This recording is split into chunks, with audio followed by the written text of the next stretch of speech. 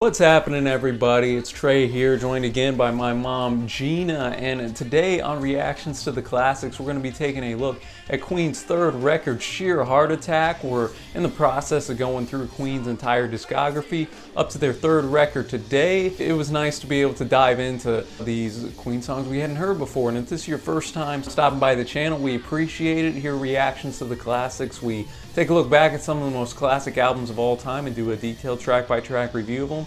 Just like today, it's usually the first time we've heard the record, so if that sounds like something interesting to you, be sure to hit that big red subscribe button, and if you'd like to link up with us more, we have our Facebook and Patreon links down below. But let's just dive into the quick facts. It's their third record that they released in November of '74.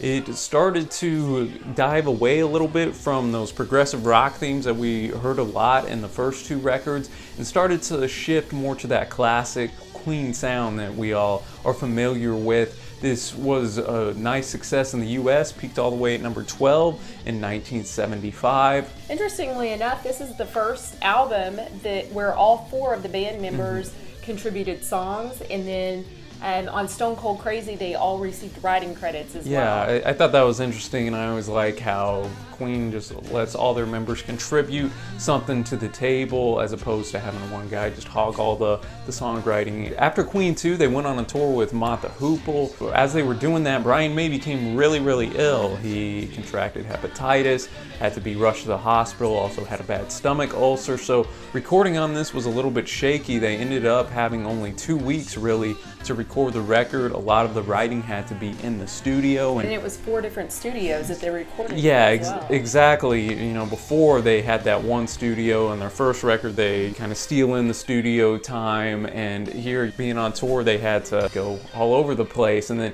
they ended up leaving space in so when Brian was feeling well he could go in overdub vocals and his guitar tracks. And with that out of the way, let's just dive into this first track, Brighton Rock. This was written by May during the Queen 2 sessions, but the band felt that it was better to hold off because it didn't really fit the stylistic tone of Queen 2, because this has more of that conventional rock sound. Fantastic solo. This is ranked among Brian May's best solos, and I think it is his best one. He utilized something called an Echoplex unit, definitely utilized some delay effects to get that guitar harmony going in, and I just thought it was a fantastic way to open us into Sheer Heart Attack. To me, it had like a carnival feel to it. I can see that. It was fun-loving, and it just felt like I was, walking on the promenade. And the story tells of Jenny and Jimmy going on a holiday. I guess it's known in the UK, you go to Brighton on certain holidays. I don't know. As you can tell, we're not British, but sounds fun. Yeah, exactly. And it was interesting, and I enjoyed the fact that Freddie was able to do different pitches to talk like he was the guy, Jimmy, and then he got really high pitched whenever he was talking as Jenny, and she was worried that her mom would find out. She couldn't say what happened on holiday. And then as it progresses, she writes a letter to Jimmy each day, but now Jimmy's worried that she's going to find out what he did on holiday. So some nice irony. You have to use your imagination on what's happening. It doesn't sound like it's probably on the up and up. No. So.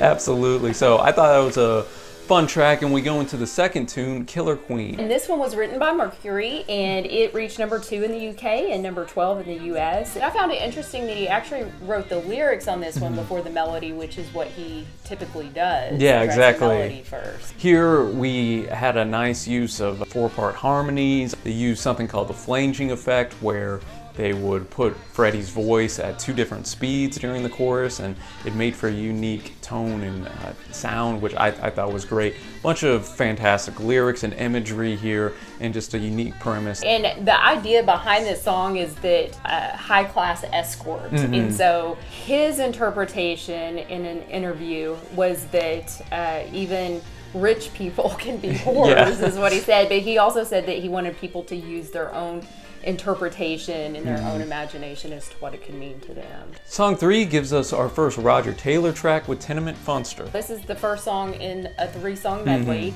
and we're looking at like a rebellious teens in this one. And the very idea of tenement is like a low-income housing, so it's like this poor guy, and part of the way I guess he rebels is through music is one of the big idea I felt like in here, the kind of music he listens to. And yeah, I think that Taylor can bring something unique to Queen that not any other member of the band does. With his tracks, and the first two records were a little more lighthearted than everything else. And then, of course, Night at the Opry has I'm in Love with My Car. So he brings something that usually no other member touches on. A nice tune in here, and then it segues perfectly into Flick of the Wrist. We had a nice medley on side 2 of Queen 2, and so I like when the songs just segue just seamlessly one to another. And this reminded me a little bit of Death on Two Legs from Night at the Opera that we reviewed, kind of talking about almost like a business manager type, but Freddie never said specifically this was based off of somebody, but there's some pretty heavy hitting lines in here. Prostitute yourself, castrate your human pride, sacrifice your leisure days, let me squeeze you till you've dried. So in the music business, pretty much at the mercy a lot of the times of your record labels and executives. They tell you to do something, you either do it or they're going to cut bait with you to a certain sense until you reach, of course, success. But Queen really hadn't obtained that at this point yet, so I thought they were like making no money. Yeah, still. exactly. So this was kind of their middle finger to the label, I guess. Yeah, exactly. So I enjoyed it. What about you? Yeah, I like this one. It too reminded me of Death on Two Legs. It's like, well, we've listened to this before in a different version. And then this one goes straight into Lily of the Valley. The lyrics refer back to Seven Seas of Rye from Queen 2, with the line, messenger from seven seas has flown to tell the king of Rye he's lost his throne. In a 1999 interview, May said that Freddie's stuff was so heavily cloaked lyrically that you could find out just from little insights that a lot of his private thoughts were in there. Lily of the Valley was utterly heartfelt. It's about looking at his girlfriend and realizing that his body needed to be somewhere else. You read about the Lily of the Valley flower. It's beautiful but poisonous, and so I guess this relationship was beautiful but deadly. You didn't really know how it was going to end, but it doesn't seem like it was going to be good. This painted some uncertainty. Is the war ever going to cease? Is there going to be ever a time for peace? Which I think pretty much everybody's asked themselves at some point in their life. So it was a shorter number, only about 1 minute 40 seconds or so, but I thought it was a perfect way to cap off the medley, and then leads us right into a more rocking track, Now I'm Here, ends the A side. I think this is my favorite track on the record.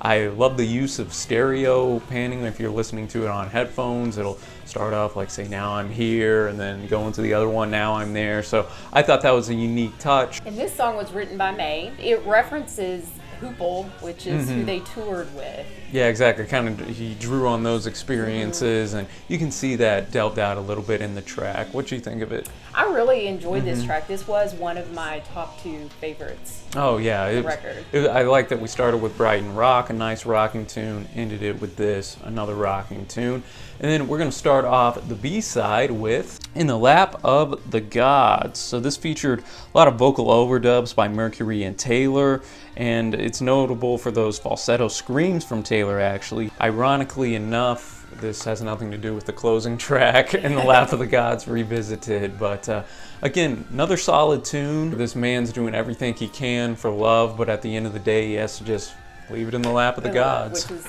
up to luck. Yeah. Like he has no control over it. Next up is Stone Cold Crazy, and this is actually the only song I was familiar with. I had heard this one before. I like this one. This was one of my top 2 favorites on the album. One of the most interesting things about this one, they didn't remember who actually wrote this song. Yeah, I found that beyond my comprehension. I don't understand how you could remember who wrote the song. So they all got credit. Apparently they had performed this as one of their first songs, and then over the years it shifted lyrically and musically, and I guess by the end of it they were like, I don't know who changed what. So we all contributed something, so we'll all get credit. And it's a little over 2 minutes long, just a quick, has a little bit of a thrash metal type vibe, quick guitar playing, and just quick one-liners by Freddie here. I liked how he talked about he's shooting people with his like rubber Tommy gun, and just kind of an outlaw going out there, some gangster type vibes at the time. So I enjoyed this one quite a bit, and then it takes us into the next track, Dear Friends, another track written by May. It's only over 1 minute long or so, the second shortest song in Queen's catalog, and I wished it was longer because it showed off again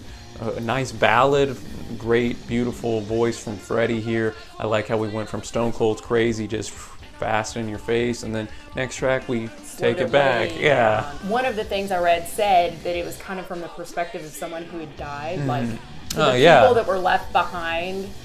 So I thought that was a little bit of a unique take on it. It was sad, about, you know, lost love, and but there was a little bit of hope in there too, because it's like, you know, becoming happy again, so maybe in the afterlife. That's the way I took it. That's a unique interpretation, but I like that though. I think that definitely has some validity to it. And then we go from that into the Deacon track, Misfire. A lot of sexual innuendos here. Gotta be honest, this would be my least favorite track by a good amount. Really, I did not dislike this one. I thought it was upbeat, which was ironic because, you know, I mean, if you're really misfiring that way, I feel like you're gonna feel bad about yourself. But I mean, I just felt like it was a fun song. That's true. An upbeat, fun song, and this was probably one of the ones I liked more. Really, album, so there you go. See, that's the nice. You get both takes here, reactions to the classics. All right, next up we have Bring Back That Leroy Brown, and this was written by Mercury, and he played the grand piano, the jangle piano.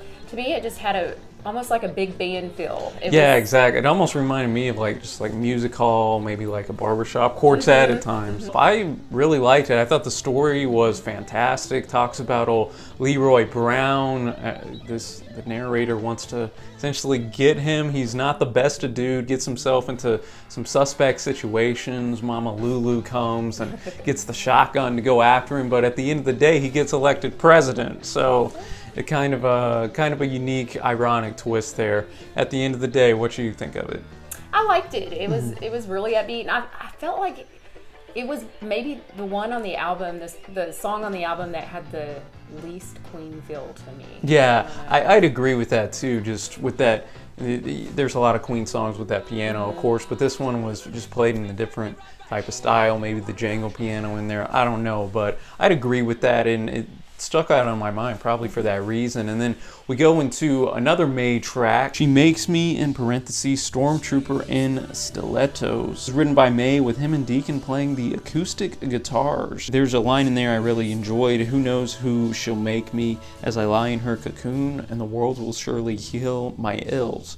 I'm warm and terrified, she makes me so. And here he pretty much talks about he's dependent on his love, and I don't know if this is a girlfriend or he's dependent on some woman. It could even be a mother. I'm not sure, but I thought this was one of the better tracks on the record and maybe my favorite May song up to date. And at the end, it just kind of explodes into like police sirens and craziness. But I enjoyed this one. I enjoyed this one too. We end with In the Lap of the Gods Revisited, and this is a Mercury song. This was his first attempt to write something that the crowd could sing along to. In the vein of We Are the Champions, and I enjoyed this one. It actually, I didn't like it at first. It took me about the halfway point where it was that chorus that it almost has like a call and response with those backing vocals. And I agree with you there. I thought it was a good, fun way to end the record out, and it showed that, hey, this protagonist is kind of he's unsure about himself, and at the end of the day, hey, it's in the lap of the gods again. That's going to take us to our favorite tracks. My favorite's going to be Stone Cold Crazy, and I don't know if that's because I was familiar with it a little bit, and so I could sing along to it, and I didn't have to let it grow on me. And then Now I'm Here. Yeah, I'm going to echo those. I think Now I'm Here would take the top spot. And I also enjoyed May's track, She Makes Me. That'll take us to our overall score of the record. For me, this was better than their first two albums, and I'm going to give it an 8.25 out of 10. I thought it was a very solid record from start to finish, and it's cool to see the evolution since we've already reviewed Night at the Opera. It's kind of cool to see how they went from Queen 1, really progressive, interesting, unique sound, and now we're getting into that classic Queen sound that we all know and love. What about you? I went with an 8.75 on this one. I did also think it was better than Queen 2, a touch better. And I enjoyed. There wasn't a song that I just didn't like. Let us know what you think of Sheer Heart Attack in the comments below. As always, Mom, appreciate you stopping by. We already have done A Night at the Opera, so we're going to skip ahead to their next record after that, A Day at the Races. So be looking forward to that here at some point on the channel soon. And be sure to hit that big red subscribe button if you enjoyed this video, y'all. We upload multiple times a week in a variety of genres. And until next time, happy listening, my friends. Thank you so much for watching, and we will see ya.